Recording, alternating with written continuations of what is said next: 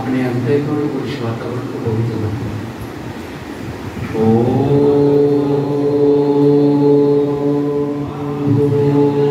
भूर्भुवस्वः तत्सवितुर्वरेण्यं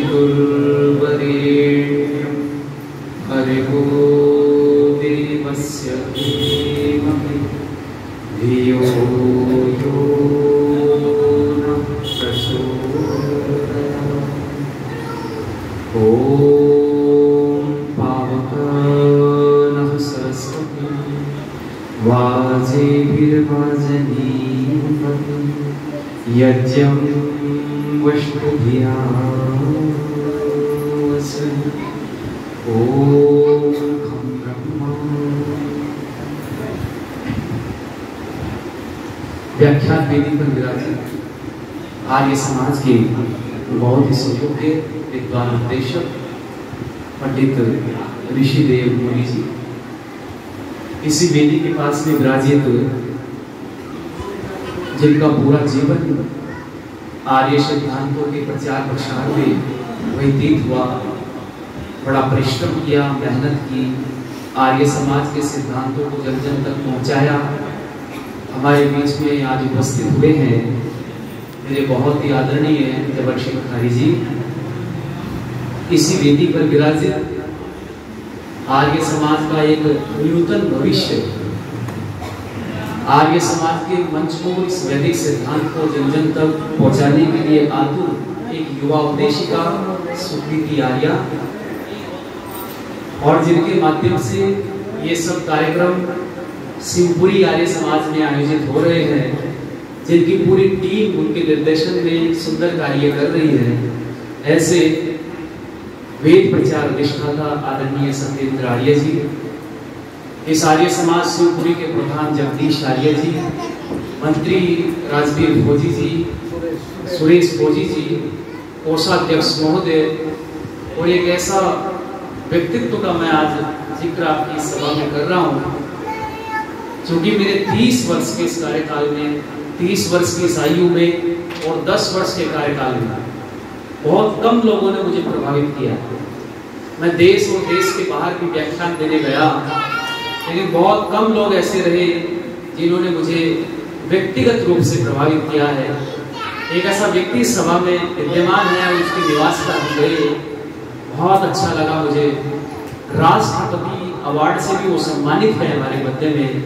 भाई महाराज सिंह जी एक बार खड़े हो जाएंगे और सभी जोरदार तालियां बजाकर के इस व्यक्ति को उत्साहित करिएगा।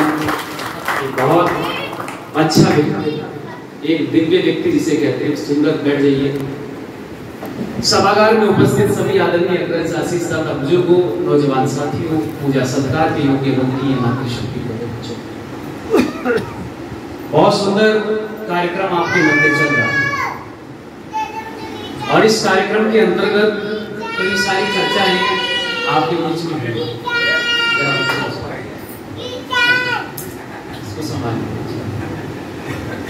बच्चे और बंदर अगर वो आराम से बैठ जाए तो समझ लो बीमार है, इसलिए अच्छा लगता है बच्चे खेलते रहे, सुंदर बात है। बस आप कंसंट्रेट करिएगा। कुछ चर्चाएं आपके बीच में रख रहा हूँ, निवेदन कर रहा हूँ बंधुओं, अभी बहुत गंभीर और बहुत वेदनिष्ठ चर्चा आपके बीच में इसे बांधी रख रहा हूँ। और इन पिछले दिवस में और आज के दिवस में संभवतः वैदिक सिद्धांत की चर्चा सारे उद्देश्यों ने मिलकर के आपके बीच में की। एक बार कहकर के मैं भी अपनी बात को आगे बढ़ा रहा हूं कि ऋषिवर देव दयानंद ने जब 1875 में आर्य समाज बनाया बंबई में, ये आर्य समाज जब बंबई में स्थापित हुआ, इससे पहले भी 3 जगह आर्य समाज की स्थापना ऋषि कर चुके थे। राजकोट में कर चुके थे, उससे पूर्व नैनीताल में, सबसे पहले तो नैनीताल में आर्य समाज की स्थापना में मंच पर बोल रहा था, वो सारे के सारे लोग, वास्तव में पुराने लोग भी बैठे थे नैनीताल में। जब मैं गया था अभी पिछले दिनों, तो वहां उन लोगों ने मुझे बताया कि ऋषि सबसे पहले यही आए और यही आर्य समाज की स्थापना की, सबसे पुराना आर्य समाज नैनीताल में। लेकिन जो बात मैं आपसे बताना चाहता हूं, जब 1875 में वो बंबई में आर्य समाज की स्थापना कर रहे थे, तो उस समय स्थापना के समय वहां इतने महत्वपूर्ण लोग उपस्थित थे, मैं कुछ नाम लेना चाहूंगा। उन व्यक्तियों में एक व्यक्ति उस समय में हुआ करते थे जो चीफ जस्टिस भी थे उस समय में इंडिया के, भारत के, जिनका नाम था महादेव गोविंद रानाडे। और एक व्यक्ति और थे उस समय में जिनका नाम था श्यामजी कृष्ण वर्मा। सारे क्रांतिकारियों के प्रेरणा स्रोत माने जाते हैं, लंदन में जिन्होंने इंडिया हाउस की स्थापना की और वहां से सारे के सारे क्रांतिकारियों को, देशभक्तों को एकजुट किया और देश की आजादी के लिए काम किया। श्यामजी कृष्ण वर्मा, महादेव गोविंद राणे और कई सारे ऐसे लोगों की उपस्थिति में वहां आर्य समाज की स्थापना हुई। लेकिन जब आर्य समाज बना दिया तो बनाने के बाद में सब लोगों ने निवेदन किया, नियम तो लोगों ने बनाए, पहले 28 बने थे और फिर बाद में 10 बन गए। शुरुआत में 28 नियम बनाए गए, लेकिन फिर 10 नियम बने। तो नियम लोगों ने बनाए, लेकिन ऋषिवर दयानंद के जीवन में, ऋषिवर दयानंद के चिंतन में, ऋषिवर दयानंद के मस्तिष्क में आर्य समाज को लेकर के क्या चल रहा था उस समय, ये बहुत महत्वपूर्ण है। जब हमने इस पर काम करना शुरू किया, हमने बहुत सारी पुस्तकें पढ़ी, बहुत सारी किताबें लिख के रखा है आज भी, प्राचीन साहित्य जो बच गया था मुगलों से। बहुत सारा तो जला दिया, बहुत सारा लूट कर ले गए यहाँ से नॉलेज, लेकिन जो बचा कुचा था वो थोड़ा बहुत संभाल करके आज रखा हुआ। तो वहां एक पुस्तक मैंने देखी, बहुत छोटी सी पुस्तक थी जिसका नाम था खाली दयानंद। बहुत पुरानी पुस्तक थी और उस पुस्तक में उस समय का ऋषि दयानंद के मन में, ऋषि दयानंद के चिंतन में आर्य समाज को लेकर के क्या चल रहा था, तो उसमें लिखा हुआ था, मैं जो का तो कोट कर रहा हूं आपके बीच में। ऋषि दयानंद से लोगों ने पूछा कि आर्य समाज तो बन गया, लेकिन ये बना तो इसका उद्देश्य क्या होना चाहिए? तो ऋषि दयानंद ने कहा था कि एक आक्रामक आंदोलन चलाया जाए जिसका उद्देश्य राष्ट्रीय भावना का विकास करना, सामाजिक कुरीतियों का निवारण करना और धर्म को उसकी वास्तविक स्थिति में प्रतिष्ठित करना हो। ये ऋषि के शब्द हैं। और ये शब्द मैं इसलिए बोला हूं क्योंकि आर्य समाज 1875 से लेकर के और आज तक 2023 तक निरंतर इन 3 उद्देश्यों को लेकर के काम कर रहा है। हमारे जितने भी कार्यक्रम आयोजित होते हैं, चाहे वो अंतरराष्ट्रीय स्तर के हों, राष्ट्रीय स्तर के हों या सामान्य जिला स्तर के हों, या कोई भी गांव में, घर में कोई भी कार्यक्रम हो, आप विचार करके देखना, यहाँ चेले और चेलिया बनाने का प्रोग्राम कम का तो मतलब ही नहीं है। यहाँ चेले और चेलिया बनाने का प्रोग्राम बिल्कुल भी नहीं है। यहाँ कोई नया संप्रदाय मत खड़े करने का प्रोग्राम बिल्कुल नहीं है, क्योंकि ऋषि ने जो उद्देश्य दिया था क्या था, एक बार और पढ़ता हूं मैं, राष्ट्रीय भावना का विकास करना, सामाजिक कुरीतियों का निवारण करना और धर्म को उसकी वास्तविक स्थिति में प्रतिष्ठित करना। यानी ऋषि दयानंद के चिंतन में आप जरा विचार करके देखना, उस महापुरुष ने, उस दिव्य व्यक्ति ने बहुत सारा इतिहास पढ़ा होगा, लेकिन वर्तमान की जो तात्कालिक समस्या थी लोगों, वो थी राष्ट्रीय भावना लोगों के जीवन में। और ये जो पाखंड निरंतर बढ़ रहा था, भारत देश को खाया जा रहा था, पाखंड इस देश की रगों में बढ़ गया था।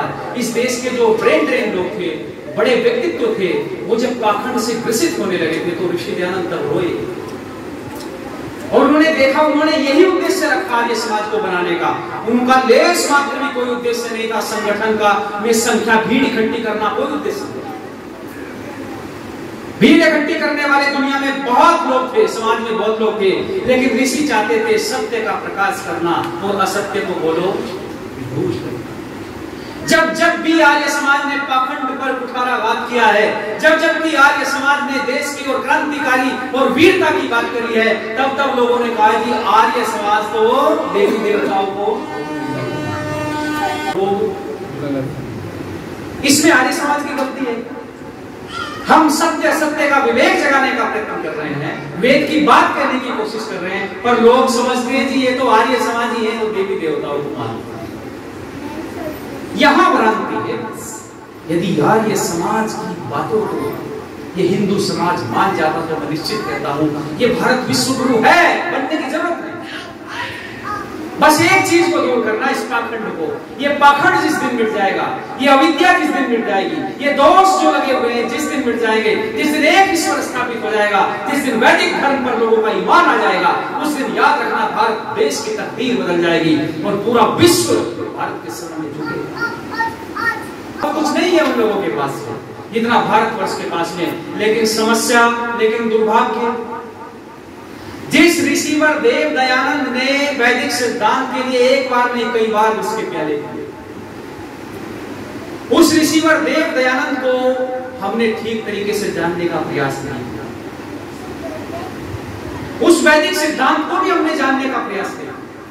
और यहां इस देश में एक परिपाटी चली है कि हमने सही को गलत और गलत को सही कहा। ये एक परिपाटी और आज मैं चेताने का प्रयत्न कर रहा हूं। कड़वी बात जरूर लगेगी, लेकिन याद रखना कड़वी बात को जो सहन कर जाएगा वो सफल हो जाएगा।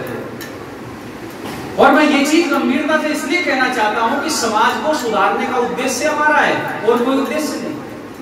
इस देश के अंदर मैं क्यों कह रहा हूं ये बात कि हमने सही को गलत और गलत को सही कहने का प्रयत्न किया है। हमारे देश में रहने वाले जो लोग हैं वो आलसी हैं, प्रमादी हैं, वो मुफ्तखोर हैं और वो यहां तक कि उन्होंने ईश्वर तक पर हाथ साफ करना चाहा। अब मुफ्तखोर में क्यों कह रहा हूं? अच्छा, बिना परिश्रम किए किसी वस्तु को प्राप्त करना क्या है? ये मुफ्तखोरी तो है। बिना परिश्रम किए किसी वस्तु को प्राप्त करना मुफ्तखोरी है। क्या ईश्वर बिना परिश्रम के प्राप्त हो जाएगा? तो फिर क्यों फ्री में बांटा जा रहा है ईश्वर? और याद रखना, इन हिंदू कहलाने वाले लोगों ने, जरा चेता रहा हूं आपको, इनका अपने देवी देवताओं को पूजने से पेट नहीं भरा कि ये उस मजार पर भी पहुंच गए जहां इसके पिता का कातिल दबा, उस मजार पर, और उस मजार से मांगने की कोशिश कर रहे हैं, जबकि वो बेचारा खुद परेशान है। वो तो कह रहा है, या इलाही क्या देर है, हंस के होते होते बरसों बीत गए कब्र में सो गए। खुद परेशान, पिता का पिता के तक और उससे मांगने की कोशिश कर रहा है मुफ्त में मिल जाए, बस सब कुछ जो चाहे वो सब मुफ्त में मिल। मैं निवेदन कर रहा हूं कि इस देश में परिपाटी चली, हमने सही को गलत और गलत को सही कहने का प्रयास हम लोगों ने किया है। हमने कभी सही को सही नहीं कहा और गलत को गलत नहीं कहा। आइए कहा है कि नहीं। मैं छोटा सा उदाहरण दे रहा हूं। महाभारत के अंदर एक व्यक्ति हुए हैं जिन्होंने अपने जीवन में कभी झूठ नहीं बोला, कभी असत्य नहीं बोला, हमेशा वीरता का काम किया है, हमेशा शौर्य का काम किया है, कभी किसी प्रकार से अपने सारे भाइयों को बुरे पथ से रोका, कभी जुआ नहीं खेला, कभी असत्य नहीं बोला, कभी चोरी नहीं की। ऐसा व्यक्ति था अर्जुन, और उस अर्जुन को आप लोगों ने क्या कहा? वीर। उसके लिए क्या विशेषण लगाया? वीर। लेकिन एक व्यक्ति और हुआ इस महाभारत में जिसने जुआ खेला, अपने घर की संपत्ति को दांव पर लगा दिया, यहां तक कि अपनी पत्नी को भी जुए पर के दांव पर लगा दिया। ऐसे व्यक्ति के सामने क्या विशेषण लगाया आपने? धर्मराष्ट्र। क्या एक जुआरी का धर्मराज होना सही है या गलत? जबकि वेद में निषेध किया गया है, जुआ मत खेलो, क्या करो? खेती करो, व्यापार करो। जुआ खेलने का निषेध किया गया। और अश्वपति महाराज भी, आपने उपनिषद पढ़ी है आप उठा करके, अश्वपति महाराज चिल्ला चिल्ला करके कहते हैं अपने राज्य के अंदर,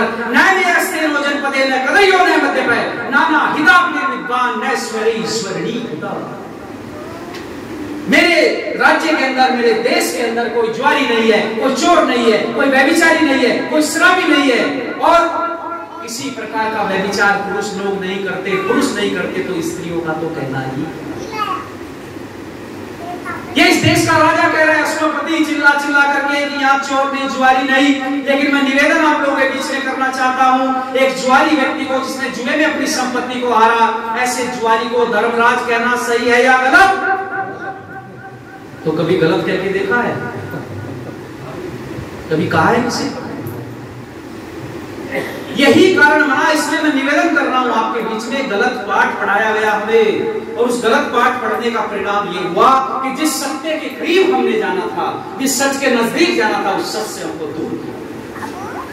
एक व्यक्ति और हुए हैं जिनका नाम था गौतम बुद्ध। उनके सामने भी एक विशेषण लगाया आप लोगों ने। क्या विशेषण लगाया? गौतम बुद्ध को क्या कहते हैं सब लोग? भगवान बुद्ध। जरा बोल दो जरा। भगवान। क्या बोलते हैं? अच्छा, महात्मा किसे कहते हैं? कोई बताएगा जरा? जिसकी महान आत्मा हो, जिसकी आत्मा क्या हो गई हो, महान हो गई। अच्छा, आत्मा को महान बनाने का कोई तौर तरीका है क्या? ऋषि दयानंद कहते हैं कि आत्मा महान कैसे बनता है, तो वो कहते हैं जिसने अपनी आत्मा का सर्वांगीण विकास करते हुए अपनी आत्मा को परमात्मा में डुबो दिया हो, आत्मा को परमात्मा में मिला लिया हो, ऐसा व्यक्ति क्या होता है? बोलो, महात्मा। तो मैं आपसे पूछना चाहता हूं, क्या इस गौतम बुद्ध ने ईश्वर को माना? क्या इस गौतम बुद्ध ने वेद को माना? जबकि मनु महाराज कह रहे हैं, मनु महाराज लिखते हैं नास्तिको वेद निंदकः, और एक नास्तिक को महात्मा कहना सही है या गलत? तो कभी बोला महात्मा बनने के लिए तो कसौटी नहीं है, महात्मा बनने के लिए तो योगाभ्यास चाहिए, महात्मा बनने के लिए तो यम नियम आसन प्राणायाम प्रत्याहार धारणा ध्यान और समाधि उस अवस्था तक पहुंचने की जरूरत है, तभी तो महात्मा बनेगा। क्या ऐसे विशेषण लगा देने से महात्मा बन जाएगा? नहीं। लेकिन यही कारण बना कि हमको सही को सही कहने की ताकत हमारे अंदर नहीं है, गलत को गलत कहने की ताकत हमारे अंदर नहीं है। और ये पाठ हमको आज से नहीं बरसों से पढ़ा, ये गलत पाठ पढ़ने का ही परिणाम आज आप लोगों के सामने है कि हम सत्य से कोसों दूर खड़े। और यही जिस मोहनदास करमचंद गांधी की मैं बात कर, आज ये समाज का उपकार बताता हूं कितना इन लोगों के ऊपर, ऋषि दयानंद के शिष्यों का उपकार कितना बड़ा है। इस मोहनदास करमचंद गांधी का बड़ा बेटा हीरालाल गांधी, जानते हो क्या बन गया था? मुसलमान बन गया। अब्दुल्ला गांधी, बहुत कम लोग जानते हैं, अपना इतिहास में पढ़ाया गया और बताया गया कि इस अब्दुल्ला गांधी को दोबारा हीरालाल गांधी बनाने वाला कौन था? बोलो, आर्य समाज। और ये कैसे बनाया? जब हीरालाल गांधी अब्दुल्ला गांधी बन गया तो उसकी माता कस्तूरबा ने पत्र लिखा और पत्र में कहा कि बेटे हीरालाल गांधी, जैसे ही उसके एड्रेस पर हीरालाल गांधी लिखा था तो उसने पत्र पढ़ा और पत्र पढ़ करके वापिस पत्र भेज दिया और कहा माँ अब मैं हीरालाल नहीं, अब मैं क्या बन गया? अब्दुल्ला बन गया हूँ। अब्दुल्ला के नाम से पत्र लिखोगी तो पढ़ना संभव होगा। बस इतना सुनना था। कस्तूरबा गांधी रोने लगी, बहुत परेशान हो गई और परेशान होने के बाद में वो आर्य समाज के लोगों से मिली। आर्य समाज ने अपने जन्म से ही दिग्गज विद्वानों को पैदा किया है। उस समय में एक बहुत बड़े विद्वान हुआ करते थे जिनका नाम था पंडित भोजदत्त। आर्य समाज ने मैंने बोला अपने जन्म से ही ऐसे दिग्गज विद्वानों को जन्म दिया, कुरान के विद्वान, त्रिपिटक के विद्वान, जिंदावस्था के विद्वान, दर्शनों के विद्वान, वेदों के विद्वान और बाइबल के विद्वान, जो ने कितने सारे ग्रंथों को पढ़ करके चाट करके रखते थे आर्य समाज के लोग। जमाने में बड़े दिग्गज विद्वान हुआ करते थे, पंडित भोजदत्त, अभी आपसे तुर्की टोपी लगाते थे, दाढ़ी रखते थे, पंडित भोजदत्त। और जब कस्तूरबा मिली पंडित भोजदत्त से और अपनी समस्या बताई तो पंडित भोजदत्त ने कहा बहन चिंता मत करो, चिंता मत करो बहन, यदि तुम्हारे बेटे अब्दुल्ला गांधी को हीरालाल गांधी वापस न बनाया तो आर्य समाज का नाम मत लेना। और ये इस्लाम वाले लोग क्या कर रहे थे, क्योंकि बड़े व्यक्ति का बेटा इस्लाम में आ गया है, इसलिए इस्लाम की महत्ता को लोगों के बीच में प्रकट करने के लिए जगह जगह पर जनसभाएं कर रहे थे, जगह जगह जनसभाएं कर रहे थे, लोगों से सुना रहे थे। और बड़ी सभा होने वाली थी एक दिन आगरा के अंदर, नाई की मंडी आगरा में ये बड़ी जनसभा लगी हुई थी। और उस बड़ी जनसभा के अंदर संबोधन देना था अब्दुल्ला गांधी ने, जो हीरालाल गांधी था। बहुत भारी संख्या में लोग उपस्थित हुए और उस सभा में ये हीरालाल गांधी के स्टेज पर बैठे हुए और ये पंडित भोजदत्त ऐसे तुर्की थे, तुर्क टोपी लगाते और ये पीछे से गए, जाकर के स्टेज पर बैठ गए। लोगों ने पहचाना नहीं कि व्यक्ति कौन है। और जब ये स्टेज पर बैठे और बैठने के बाद व्याख्यान शुरू हुआ, आप लोगों ने बुलाया अब्दुल्ला गांधी को व्याख्यान के लिए।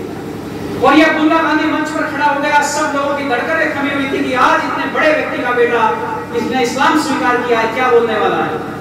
अब ये अब्दुल्ला गांधी खड़े होकर के कहने लगे, इन्होंने एक वाक्य बोला कि ऐ अल्लाह, ऐ खुदा, अब की बार तो तूने मुझे हिंदू घराने में पैदा किया है, अगली बार मेरा जन्म इस्लाम घराने में पैदा करना। अब जैसे ये बोला तुरंत पंडित भोजदत्त खड़े हो गए और खड़े होकर के कहने लगे, लाहौर में कुव्वत, तुरंत बोला, बोलते क्या कहने लगे, अरे ये तो काफिर का काफिर है, दूसरा जन्म मानता है, इस्लाम में दूसरा जन्म बोलो नहीं है। और वहां के खड़े हुए लोगों ने लात मारी अब्दुल्ला गांधी को, स्टेज से नीचे किया। पंडित बहुत जल्दी पीछे से गए, इसको उठाया, उठा करके नाई की मंडी आर्य समाज में इसका जो पुलिस संस्कार कराया और अब्दुल्ला गांधी से हीरा गांधी बनाया। ये था आर्य समाज का जादू। सत्य के निकट ले जाने का प्रयत्न किया है, सत्य के पास पहुंचाने का प्रयत्न किया है। कितने उपकार किए आर्य समाज ने, लेकिन वो कहते हैं ना कि जब इतिहास लिखा गया तो कहां जिक्र आया आर्य समाज, कितना बलिदान दिया है। सारे नेता चिल्ला चिल्ला करके कहते हैं, सारे लोग कहते हैं आर्य समाज ने बड़ा बलिदान दिया।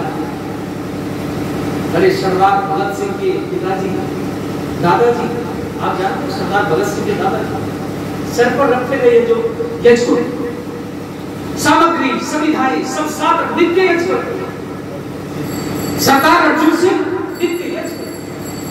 और इसी राष्ट्रीय बलवेदी पर इसी आर्य समाज से प्रेरित होकर के सरदार किशन सिंह, सरदार अर्जुन सिंह, इन सब लोगों ने अपनी शहादत दी है, बलिदान दिया है और आर्य समाज के साथ चले।